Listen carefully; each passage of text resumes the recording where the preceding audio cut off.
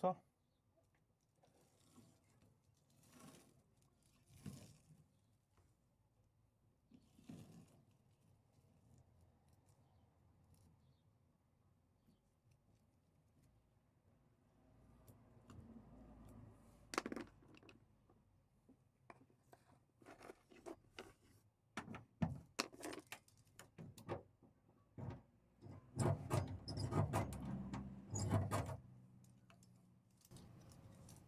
Évidemment.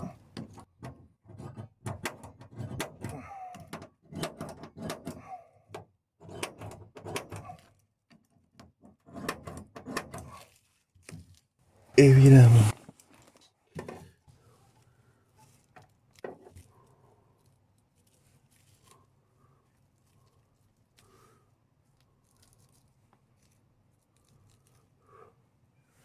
Alors. Ah oui, voilà.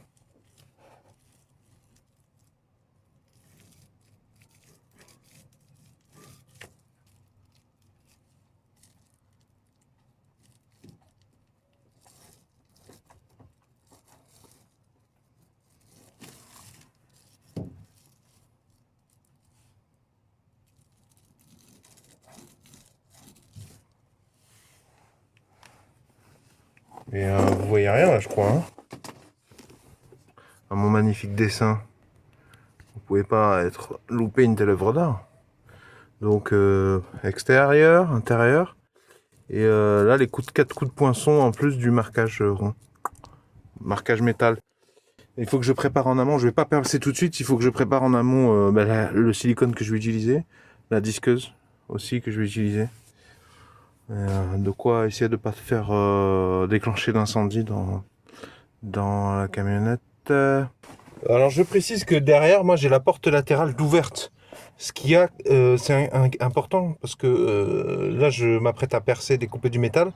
Ce que je veux dire c'est que même si quelqu'un passait, je vais quand même faire attention aux passants. Mais du coup même si je perce d'un coup, il y a quand même la porte, la grosse porte en métal derrière qui protégerait cette personne à son passage.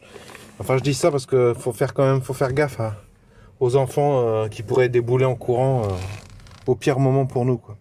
Je vais attaquer au 2 mm métal parce que c'est pas trop gros vis-à-vis des vis que j'ai déjà choisi en amont.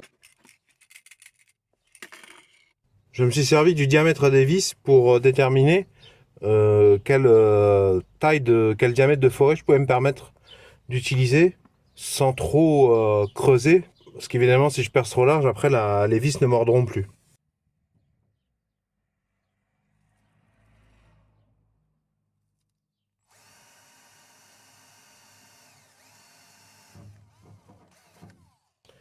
Alors je me demandais si j'avais besoin d'huile de coupe. Je sais pas. Peut-être en mettre au cas où.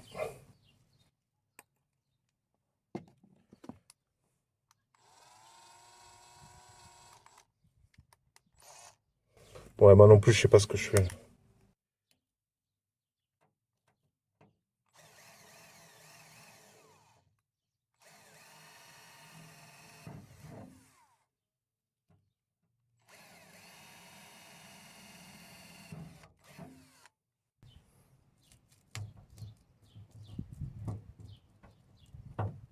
Chaque fois, je cherche le poinçon avant d'attaquer. Parce que le poinçon, normalement, non seulement c'est la position précise, mais en plus, il empêche ton forêt de se balader. Moi, j'ai pas de scie sauteuse. L'avantage de la scie sauteuse, c'est qu'elle est plus tolérante aux courbes. Moi, comme je vais utiliser ce que j'ai, je vais pas pouvoir faire le moindre arrondi. Et alors pour les profanes, je rappelle que de jamais couper du métal avec une disqueuse à proximité d'un carreau en verre, d'un truc en verre ou en céramique, ou d'un truc recouvert d'une pellicule de verre, ou de passants, de gens aussi, parce que ça fait des étincelles, des petites particules de métal en fusion, et dès qu'ils sont en contact avec le verre, ils font des petits accros, c'est-à-dire qu'ils font fondre le verre, et il reste coincé dedans. Donc en plus ça fait fondre, en plus d'impacter le verre, de créer des creux visibles, en plus la particule de métal reste dans le creux en verre et rouille avec le temps, ce qui vous donne des petites couleurs orangées. Protégez-vous les yeux hein, et les mains et les oreilles. J'avais prévu de... J'ai pris mon masque respiratoire là qui couvre l'entièreté de la face, mais je sais pas où il est. Je sais pas j'étais sûr de l'avoir pris. Donc je vais me dépanner comme ça, mais c'est pas l'idéal.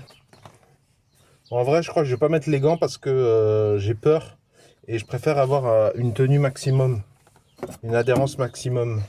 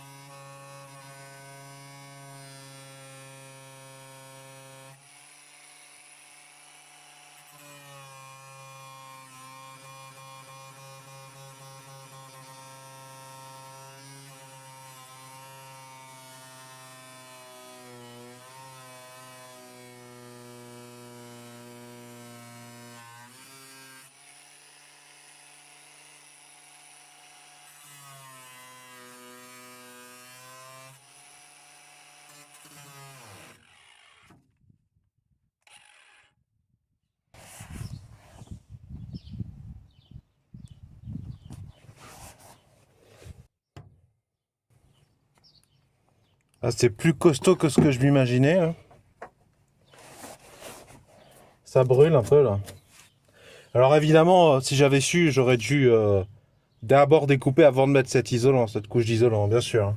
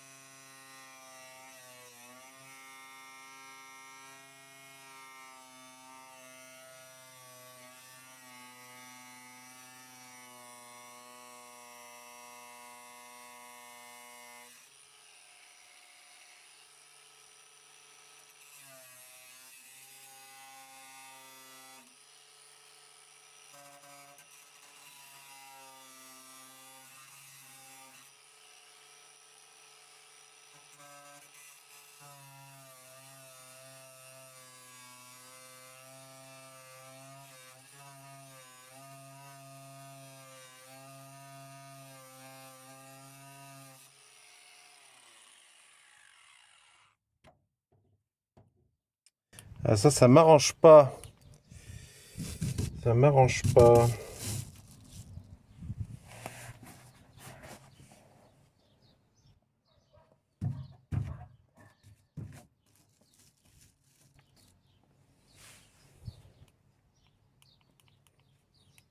Parce que soit j'arrête et je reviens demain, soit je finis aujourd'hui, quoi, dans l'esprit.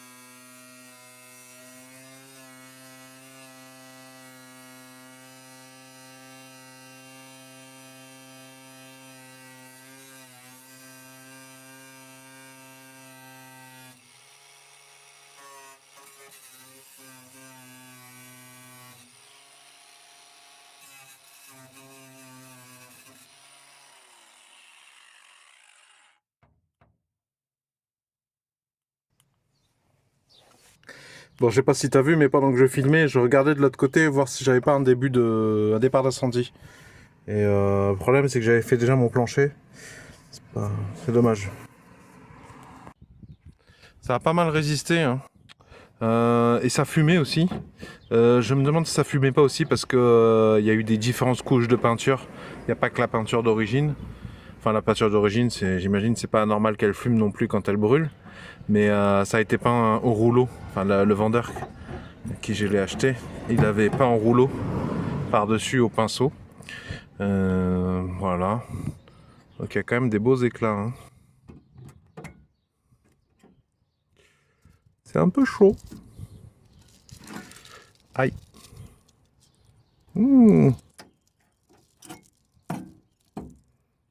Voilà. Bonjour.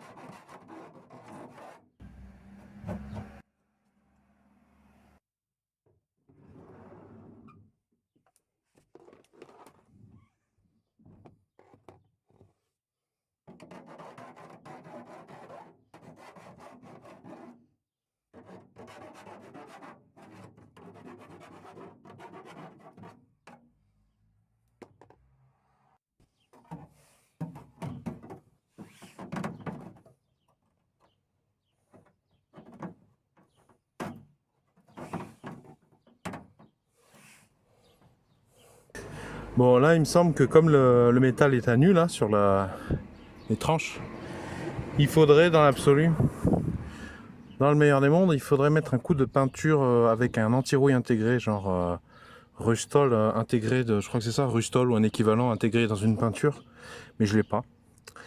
Mais comme je dois en installer 3 autres, j'en ai commandé 3 autres pour en avoir 4 au total sur ce véhicule. Ce serait bien que j'en commande. Et puis en fait, je vais peut-être faire mon cordon là, ici, et plus tard venir peindre par derrière. Ce sera peut-être pas trop grave. Ou au pire, enfin on va voir comment ça va se passer. Là, je suis allé un peu trop loin visiblement. Alors pour information, c'est une batterie en 18 volts, 4 ampères. 4 ampères heure, pardon. Je vais essayer de couper mes vis de moitié, vu que je pense pas avoir besoin d'aussi long. Et vu que par contre, de l'autre côté, ça fera des pics saillants, surtout la partie pointue.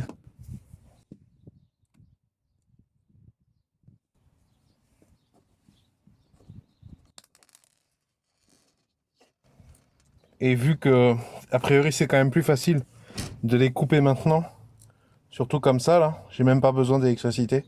Plus facile de les couper maintenant qu'une fois qu'elles seront en place.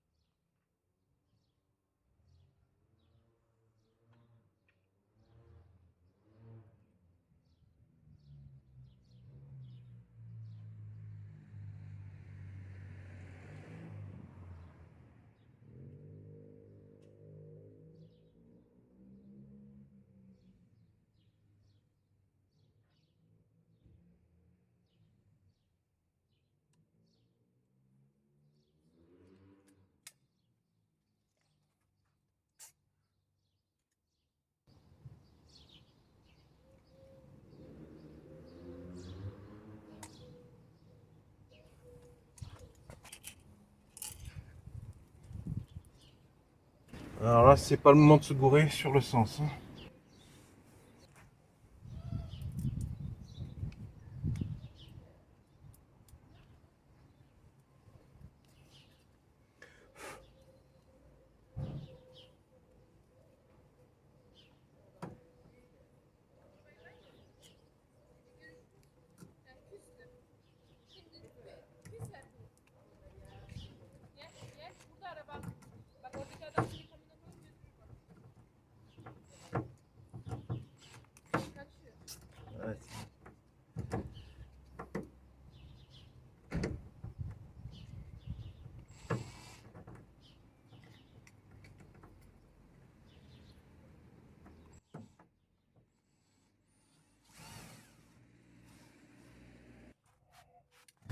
crois que j'aurais pas dû couper les vis.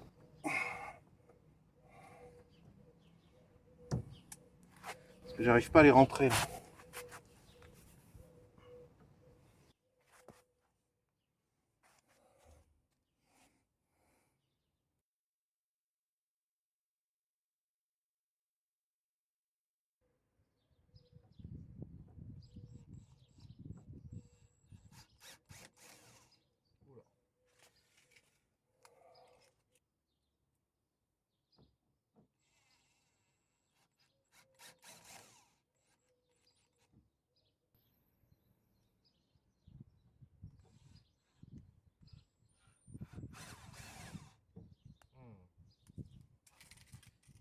Ça mord pas, ça tourne dans le vide là.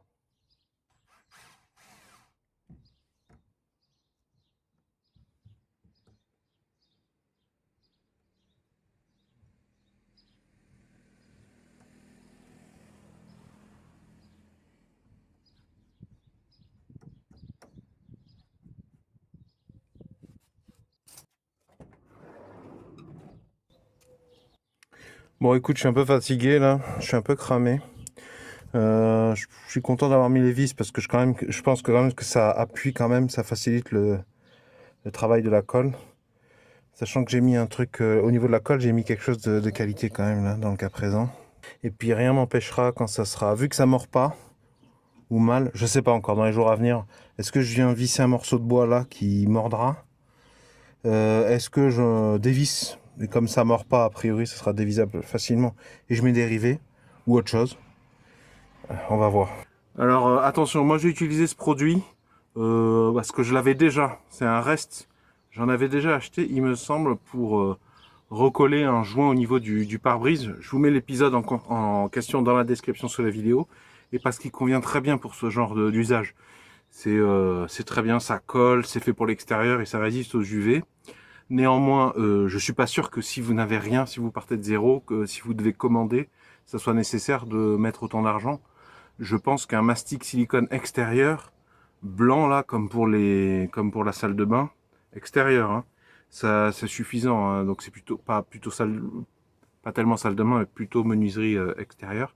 Ça devrait suffire. J'avais mis un mastic blanc pour intérieur pour étanchéifier mon toit au niveau des trous, des boulons pour la galerie de ma camionnette. Et en fait, au bout de plusieurs années, c'était devenu quasiment dur comme de la pierre et j'avais jamais eu de problème d'infiltration. Donc non seulement c'était devenu très résistant, mais en plus ça avait jamais laissé passer l'eau. Au niveau du contrôle technique, je sais pas. Moi, de ce que j'avais cru comprendre, c'est que pour les grilles d'aération comme ça, il n'y avait pas de problème, on t'embêtait pas. Mais c'est ce que j'ai cru comprendre, ça se trouve j'ai mal compris. Et puis en plus, chaque contrôleur technique fait sa tambouille en fait. Je sais pas ce que dit clairement le contrôle technique, mais le contrôle technique de toute façon il peut être interprété. Les contrôleurs techniques font plus ou moins ce qu'ils ont envie, ce dont ils ont envie, pardon, en fonction s'ils te connaissent ou pas. Et de toute façon, en fait, ça n'a pas trop d'importance dans mon cas, vu que je sais pas si l'année prochaine je vais réussir le contrôle anti-pollution. J'ai passé en début d'année 2023 le contrôle technique, le gros contrôle technique, sans problème. Mais ce que je me dis, c'est qu'au pire, je vais mettre 4, je vais en installer 4 comme ça. Donc ça me fait 40 € de dépenses. Mais au pire, si j'emmène à la casse l'année prochaine, je pourrais au pire récupérer certaines pièces et notamment les grilles d'aération. Alors je sais que techniquement, tu peux avoir des problèmes quand tu utilises des vis pour fixer des plaques d'immatriculation. Je crois que c'est rapport avec les radars, les flash radars et l'éventuel rebondissement sur la tête de vis. Mais dans le cas présent, je ne sais pas si on pourrait me dire quelque chose. Je ne sais pas si pour des raisons de sécurité, il vaut mieux mettre des rivets que des vis non plus. Donc à vérifier, cette vidéo n'est pas une recommandation, quoi. Donc à vérifier ces informations. Et donc la présente vidéo n'offre aucune garantie, c'est pas une vidéo de recommandation non plus. Par contre, inconvénient de ce produit, c'est qu'il est ultra poisseux, ultra salissant. Alors le silicone blanc extérieur, salle de bain, menuiserie, c'est très collant aussi, mais celui-là bien plus. Ça sèche en plus, contrairement au silicone de salle de bain. Là. Ça sèche jusque en dessous là très facilement. J'ai dû dévisser l'embout et creuser avec un forêt pour retrouver la matière qu'il y a, et il m'en reste beaucoup, encore heureux, mais prévoit un lot de chiffon pour te nettoyer tout de suite les mains, même en faisant attention, j'en ai, et prévois une poubelle sur place, sur ton chantier, de manière à pas badigeonner partout ce que tu vas toucher entre ton véhicule et chez toi. Et prends de préférence des chiffons blancs, parce que noir sur noir, tu vas pas le voir sur tes chiffons. Le blanc, ça te permet de voir où tu as déjà mis des taches pour éviter d'amplifier le problème. C'est plus ou moins un genre de goudron en fait, hein. Pour que tu comprennes comment c'est poisseux et salissant, c'est ça, hein.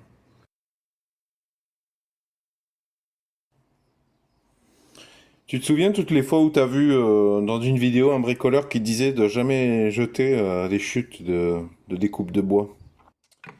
Alors, ça je l'avais dans la camionnette, là, le petit morceau là.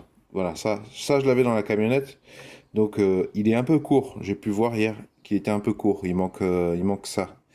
Du coup, il va quand même me servir à sélectionner. Je pense que ce petit morceau là, il pourra faire le taf, il pourra faire le travail, pardon. Et ça, c'est un quart de rond peint qui a été mis sur une plinthe que j'ai retiré. Il est beaucoup trop grand, mais je me demande si c'est pas mieux. Parce que ben, on verra bien. Si je veux le couper a posteriori, je pourrais toujours.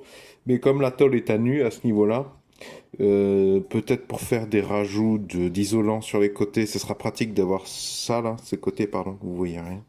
Ou alors, peut-être que je me foutrais deux crochets pour avoir des points d'accroche comme l'étole est à nu en termes d'aménagement dans la camionnette. Ça sera peut-être pratique d'avoir quelque chose ou peut-être de le mettre comme ça parce que ça te fait un petit rebord. Pourquoi pas? Moi, tant que le contrôleur technique me dit rien et que bébé se fait pas mal dessus, c'est bon pour moi. Donc nous voilà le lendemain. Je vais peut-être mettre un petit coup d'IPA pour sécher les résidus éventuels sur les faces interstitielles, enfin les sections. Puisque derrière, je vais mettre un peu d'anti-rouille.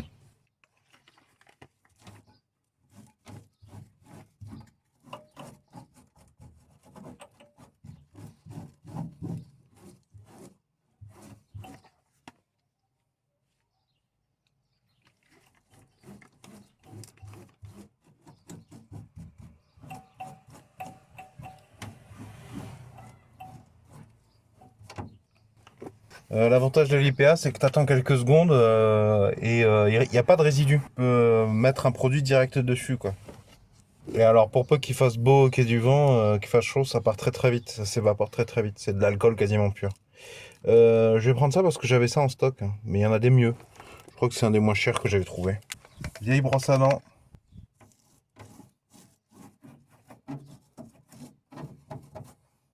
Vieille brosse à dents parce qu'en fait,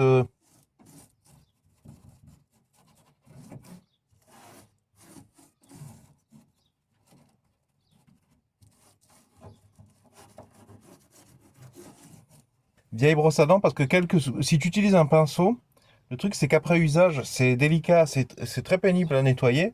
Surtout que bon, c'est pour une petite utilisation, t'as pas envie de passer 3 heures à nettoyer. Mais si tu ne nettoies pas, ça sèche. Et c'est très collant et dur le résultat.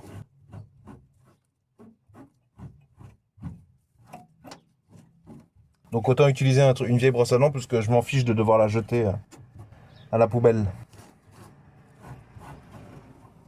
Là, je nettoie les carrés de la moustiquaire qui ont été bouchés par ma peinture. Je vais mettre un deuxième coup.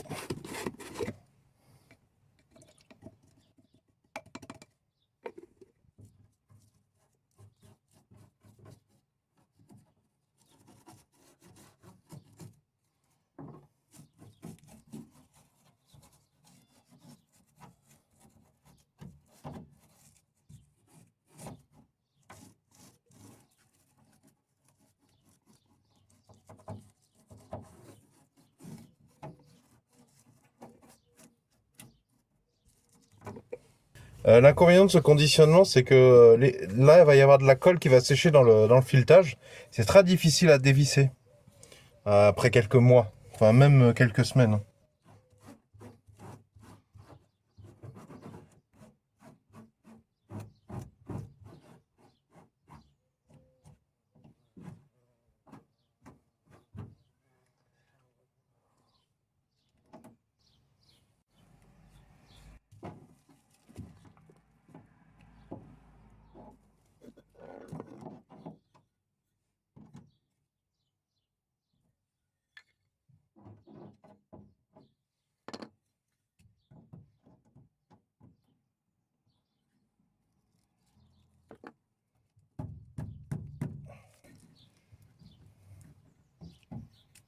Ça me permet de marquer.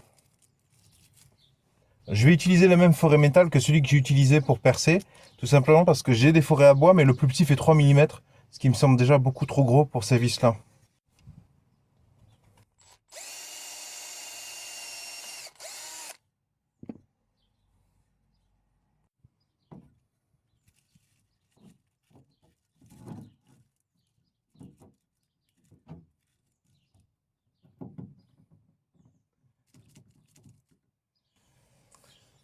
Bon, eh bien, il y en a un de nous deux qui doit aller visser de l'autre côté.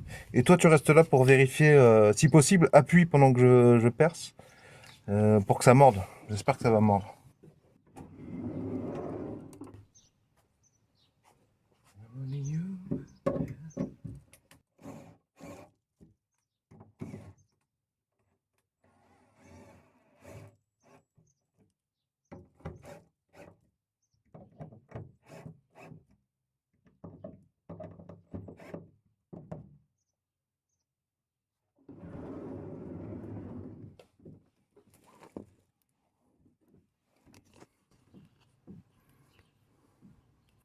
Ouais, ça s'est bien passé, ça c'est chouette.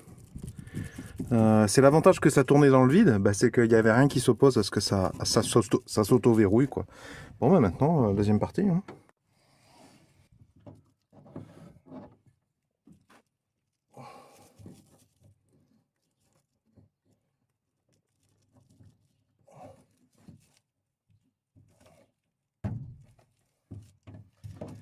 Ok. Voilà. Hop et hop.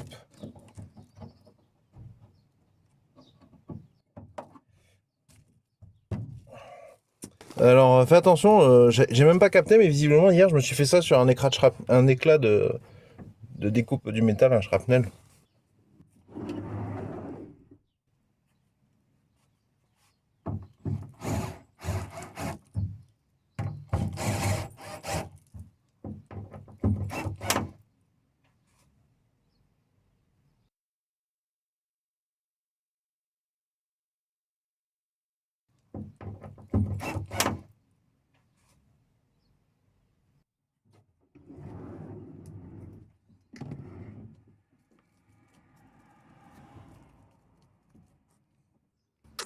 Bon, ça m'a fait bien plaisir parce que je l'ai vu quand même, bah, ça se voit, hein. Ça se voit quand même que ça a bien mordu. Ça aurait été mieux que j'ai tout ça hier. C'est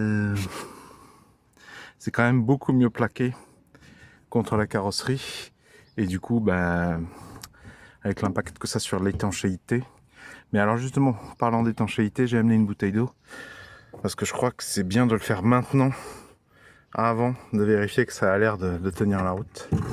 Pour t'éviter des problèmes une fois en voyage. Et surtout, pour ceux qui le font, qui vont faire une isolation derrière, un aménagement.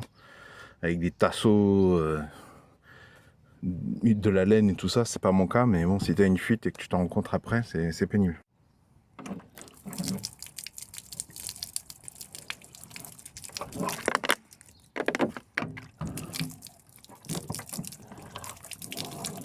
Voici une modélisation technologiquement poussée d'événements météorologiques pluvieux.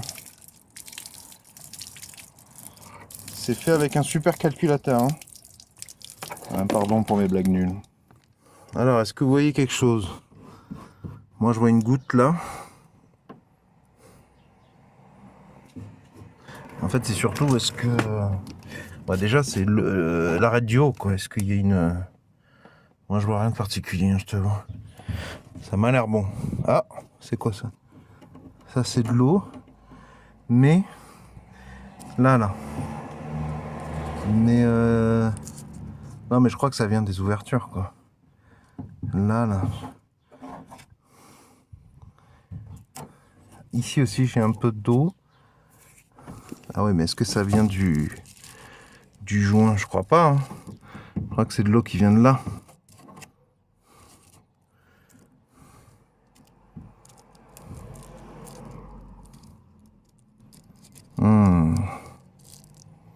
Ah, mais en plus, ma peinture, enfin mon anti-rouille, il est pas... Bon, en plus, mon anti-rouille, il est pas sec, là, le truc blanc qu'on voit, là. Ouais, tu vois. Ouais, bon, je suis allé un peu vite. J'aurais dû attendre demain avant de faire le test de mise à l'eau. Écoute, ça m'a l'air bon. Mais bon, de toute façon, moi, je vais peut-être rajouter un morceau d'isobule là et là, mais c'est tout. J'ai pas prévu d'en rajouter plus. Donc, je verrai bien en voyageant. Il faudrait surtout que je m'occupe de ça parce que je voyage avec un bébé. Là, ça va, les vis sont... Ah non, non, non. Là, je sens la pointe de la vis, là. Il faudrait que je fasse quelque chose, là. Mais sinon, sur le long terme, en conditions réelles, comme j'aurai des pluies en voyage, je te mettrai dans la description sous la vidéo, est-ce que oui ou non j'ai eu des fuites, comment ça a évolué. Voilà. Je te mettrai les retours du contrôleur technique aussi. De toute façon, c'est pas très compliqué. Si ça fuit quand il pleut, je devrais avoir de l'eau là, des zones d'humidité là et là. Alors là, j'ai une prise d'air entre guillemets basse. J'en ai commandé 4 au total, donc 2 basses, 2 hauts dans mon délire. Et donc je réfléchissais où mettre les basses et les hautes. Pour ce qui est des 2 hautes, bah écoute, c'est très simple, regarde. Là, c'est la porte latérale. Là, je suis un peu embêté. C'est un peu court, là, je vais être embêté par la forme du machin. En plus, ce qui craint au niveau des portières, donc je suis un peu embêté par la forme. En plus, c'est les portières. Moi, je préférerais éviter les portières, parce que si jamais quelqu'un te le force, il passe par le bras. Si jamais il peut attraper la tringlerie, là, les tiges, bah, il peut déverrouiller. Hein. Et même problème à l'arrière. Même problème à l'arrière, sachant que là, on parle des aérations hautes, donc il faudrait qu'elles soient le plus haut possible. Je vois bien que je suis embêté. Par contre, là, si tu regardes bien, là, je suis peinard. Bon, ça aurait été mieux que je fasse ça avant de poser là, c'est une ou deux couches d'isobule, comme les pare-soleil, même pour ceux qui connaissent pas. Tu vois, je serais là et là. Ah, j'ai peut-être un carré de libre là-bas.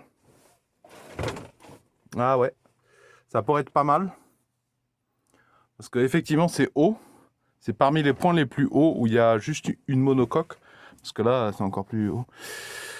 Je pourrais... Ouais, non, c'est pas mal. 2 derrière. Là et là. Avec une prise là et la deuxième par là-bas. Là. Tiens, la tôle est nue là. Je pourrais mettre la petite sœur à sa sœur jumelle là-bas. Pourquoi pas.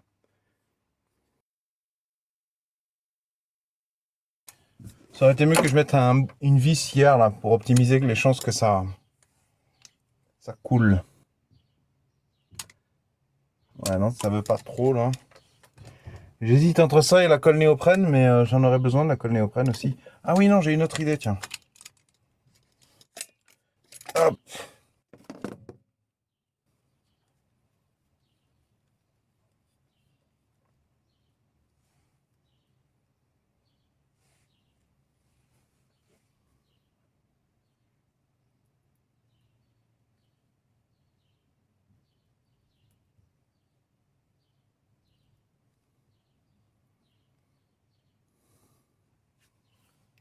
Même là, ça m'a l'air bouché en fait.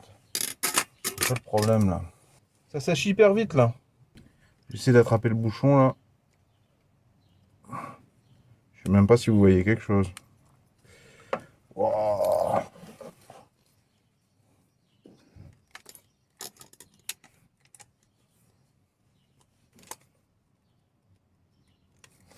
Wouh.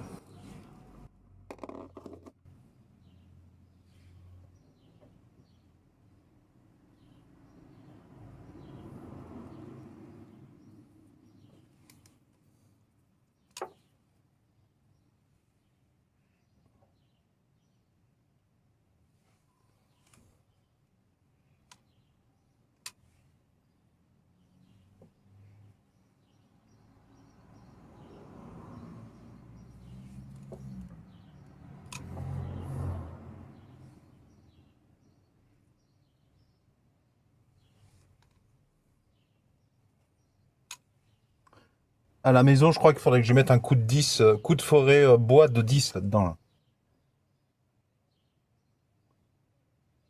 Bon, là, ça m'a l'air bon.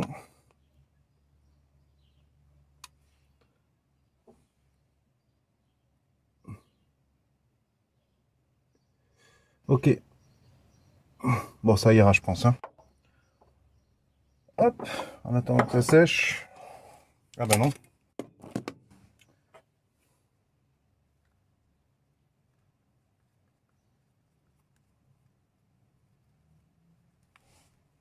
Bon, ben, je vais pas toucher maintenant parce que c'est pas sec.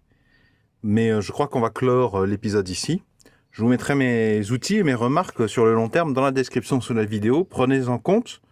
Parce qu'à moins que j'ai vraiment un gros problème, les choses, les points positifs et les points négatifs, je les mettrai dans la description sous la vidéo parce que c'est beaucoup plus facile à signaler sur le long terme en modifiant la description. Parce que c'est pas la même chose que de refaire une vidéo derrière de complément.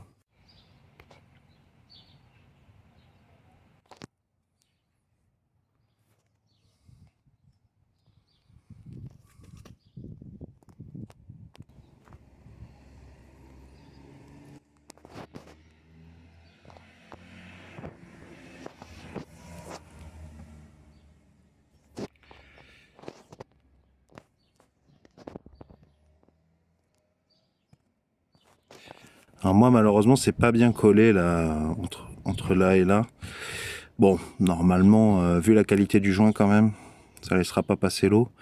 Mais je sais qu'il y en a qui prennent du silicone extérieur translucide et qui rajoutent là. Ça mériterait. Mais moi j'ai un interstice parce que j'ai pas pu serrer quand ça collait hier, quoi. J'ai serré une fois que le joint était déjà dur.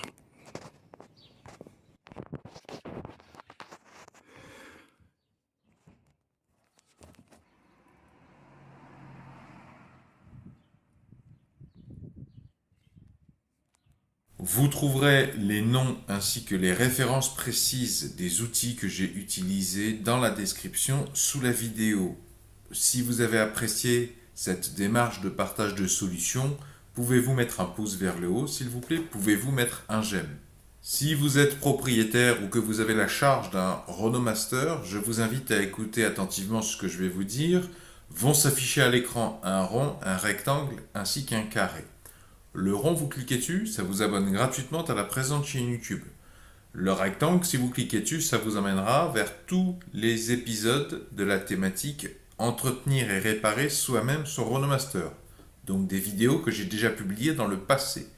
Quant au petit carré, si vous cliquez dessus, cela vous emmène sur une nouvelle page sur laquelle vous avez la possibilité de me laisser un pseudo ou un prénom ainsi qu'une adresse email. Je m'en servirai si vous le souhaitez pour vous envoyer les futures vidéos par mail uniquement sur cette thématique, parce que sur la chaîne YouTube, j'aborde plein de thématiques différentes. Bien sûr, c'est encadré par la réglementation générale sur la protection des données. Vous pouvez vous désinscrire n'importe quand. Je ne garde pas les informations des gens qui se désinscrivent. Je ne partage et encore moins ne revends ces informations à absolument personne.